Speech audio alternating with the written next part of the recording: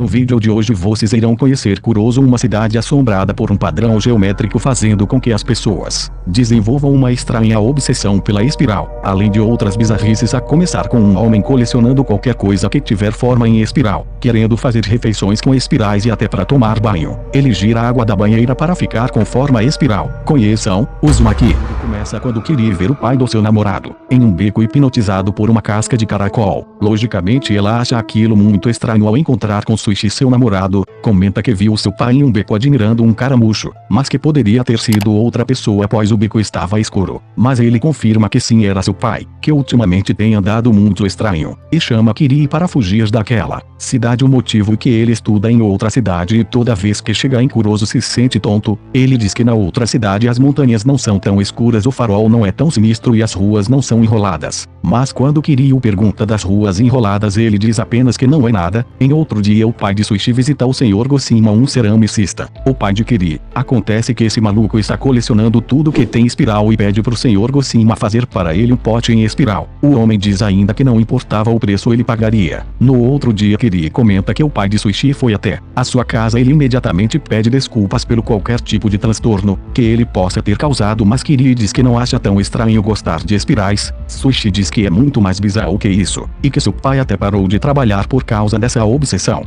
por espirais e agora só fica lá admirando suas espirais. Diz até que uma vez viu seus olhos girarem independentemente, e diz mais, que o cara só come coisas que tem espirais, até o banho dele tem que ter espirais. A garota claro não acredita, mas o garoto diz então que irá provar indo até sua casa. Sushi diz que logo Kiri odiará a cidade tanto quanto ele, e é por causa dela que seu pai tem agido estranho. Ele então mostra pra ela formas em espiral no fluxo da água e os pequenos tornados. Kiri pergunta o que isso tem a ver com a obsessão do pai dele, mas diz que ainda não sabe.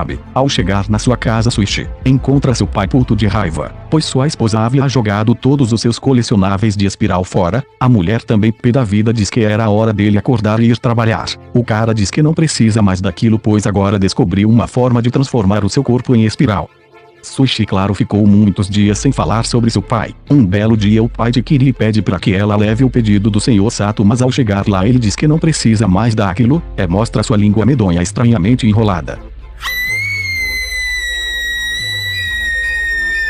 A pobre Kiri vai embora dali correndo, como se tivesse tocado o sinal do recreio. Então uma encomenda chega para o Sr. Sato, mas dias depois ele morre, depois de cair das escadas. Durante o funeral Sushi revela para Kiri como seu pai realmente tinha morrido. Até Sushi e sua mãe foram consultar um médico pois seu pai estava muito esquisito. E quando chegaram em casa o homem não estava em lugar nenhum, até que foram no local onde ele admirava suas espirais. Foi quando avistaram algo estranho. Quando abriram o sato estava lá enrolado como se fosse uma casca de caracol. Não bizarro o suficiente, até suas cinzas se tornaram uma espiral que até parecia um rosto do falecido, deixando a mãe de Sushi completamente pirada, talvez com ela acabasse em um hospital, assim desenvolvendo uma fobia extrema por espirais, chegando ao ponto de raspar sua cabeça e cortando a pele das suas mãos e pés. Seu filho então usa luvas e boné para visitá-la no hospital, e parece até que ela estava melhorando, visto que ela já havia se livrado de todas as espirais do seu corpo, só precisava se curar da fobia. Até que durante uma consulta com o médico Sushi percebeu algo em sua parede, uma tabela de anatomia, mas o que o preocupava era que havia mais uma espiral no corpo humano, a cóclea.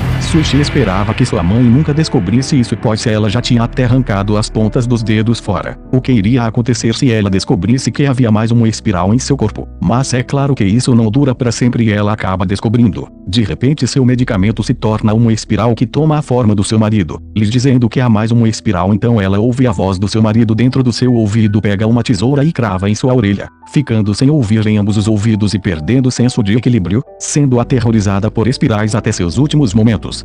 Quando seu corpo foi primado, outra espiral negra surgiu sobre a cidade. Passado dias Kiri faz amizade com Azami, uma garota bela e reservada, e naturalmente muitos garotos queriam sair com ela, mas ela rejeitava todos. Então algumas colegas de Kiri diz que Azami tem uma cicatriz na testa que é mágica, que ela usa para seduzir os garotos, e depois os rejeita, mas Azami diz que tudo aquilo era besteira e que ela ganhou aquela cicatriz tentando impressionar o garoto que ela gostava, mas que depois daquilo teve todos os garotos que ela queria. Um dia quando Kiri estava voltando para casa, Azami pede para que elas voltem juntas, mas Kiri diz que vai visitar alguém, mas na verdade ela estava receosa pois tem medo do seu namorado se apaixonar por Azami. Mas depois da garota muito insistir, Kiri acaba cedendo. Ao chegarem lá, Suichi está com uma expressão acabada, mas ao ver Azami ele entra em estado de pânico e pede que ela se retire da sua casa. Kiri pede desculpas pelo ocorrido, mas à noite Suichi conversa com Kiri por telefone. Ele pede para que ela se afaste da Azami, pois ela é como uma espiral e quando Azami entra em sua casa, o motivo todos os garotos a amavam, mas ele havia rejeitado. Suichi aponta para sua testa e quando Azami vê sua cicatriz que antes era uma meia-lua agora era uma espiral, ele a aconselha a sair de Kuroso, mas ela não ouve o conselho, assim visitando Suichi noite após noite, o que irritou Kiri, que pediu para que ela parasse de visitar seu namorado, mas Azami estava decidida a conquistar Suichi. É quando um redemoinho passa por elas revelando que a testa de Azami havia um estranho buraco em espiral. Depois disso Azami parou de ir à escola. É uma noite Suichi liga para Kiri e diz que vai se encontrar com Okada, que tinha ligado para ele momentos antes dizendo que tá afim da Kiri. Suichi como namorado claro vai ao encontro dele tirar aquela história a limpo.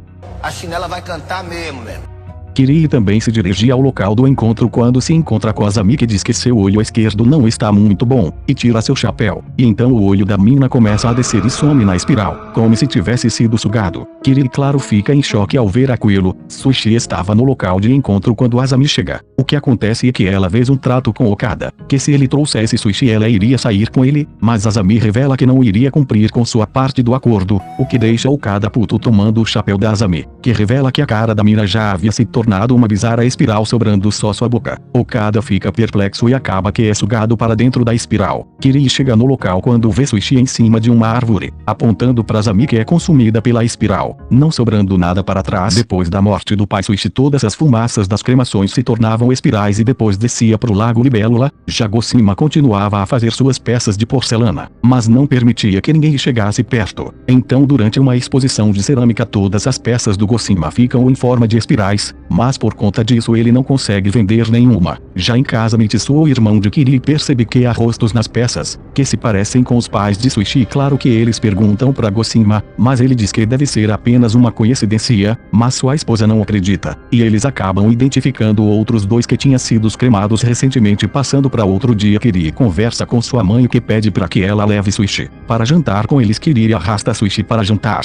pois já fazia dias que ele não se alimentava já na casa de Kiri. Sua mãe diz que ele pode comer à vontade. Suichi não perde tempo e começa a devorar tudo quando percebe que o prato tem espirais. Pulando da cadeira, Gosima achou que o garoto iria gostar, é que o pai de Suichi sabia o que era arte. Suichi pergunta de onde vem a argila. Gosima diz que ele pega no lago Libélula. Suichi então corre dali segurando o vômito. Senhor Gosima continua a pegar argila do lago Libélula, mas o bizarro é que ele faz suas peças normais, e elas tomam formas espirais e na fornalha, onde queimam por 6 dias e 6 noites. Kiri começa a ficar preocupada pois fazia 2 dias que seu pai não dormia, e quando ela dá uma espiada na fornalha já que seu velho estava dormindo, é o que ela vê são como se fosse pessoas gritando. Um deles até chama por Suichi de dentro da fornalha. Seu velho acorda e pede para Kiri sair dali imediatamente, mas no seu quarto ela continua a ouvir os gritos. É quando ela atende uma ligação do Suichi, que ouve as vozes pelo telefone, e vai até lá. O senhor Gosima tenta o segurar, mas ele diz que está ouvindo a voz da sua mãe dentro da fornalha. Então ele pega um tijolo e quebra a fornalha.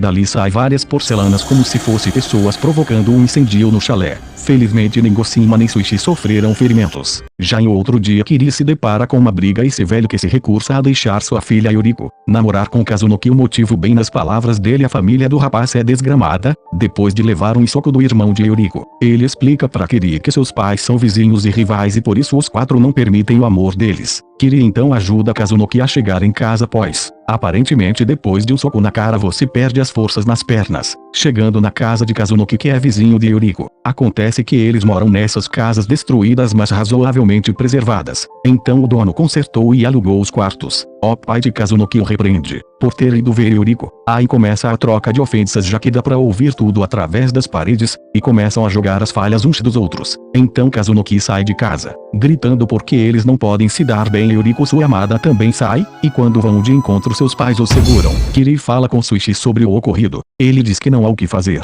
visto que a alma deles já foram contaminadas pela espiral. Chama Kiri para fugir com ele daquela cidade. Ela se irrita e vai embora. Alguns dias depois ela vai até a casa de Kazunoki, mas ele havia fugido com Yuriko. Depois de culpar um ao filho do outro, eles partem para a procura. Kiri acha eles que estavam se abraçando enquanto pensavam em fugir para sempre, mas o pai de Yuriko também havia chegado na casa, que leva sua filha embora. No outro dia Kiri acorda com Suichi, a chegada de Kazunoki e Yuriko, que resolveram fugir para outra cidade, mas seus pais os viram sair e correm atrás deles. Eles tentam fugir pela praia, que é perto da saída da cidade, mas eles acabam tropeçando, e o irmão de Yuriko dá um soco no Kazunoki, que começa a rir e diz que não vão separá-los novamente, e chama Yuriko para fazer aquilo, que nada mais é que enrolarem seus corpos um no outro como se fossem cobras. Nessa forma bizarra, o pai de Yuriko tenta separá-la, mas não consegue, e assim eles fogem para o oceano. A história se estende muito mais que isso, acontecendo várias outras bizarrices, como pessoas virando caracóis e pessoas capazes de criar e voar em tornados, um farol que queima as pessoas no cair da noite, mulheres em gestação que sugam sangue, além de bebês falantes que querem retornar para as barrigas de suas mães. Mas e vocês que assistiram até aqui já leu alguns mangás bizarros? E quais para vocês são os melhores? Comentem. E é isso, e não se esqueçam de comentar. Falou e até a próxima.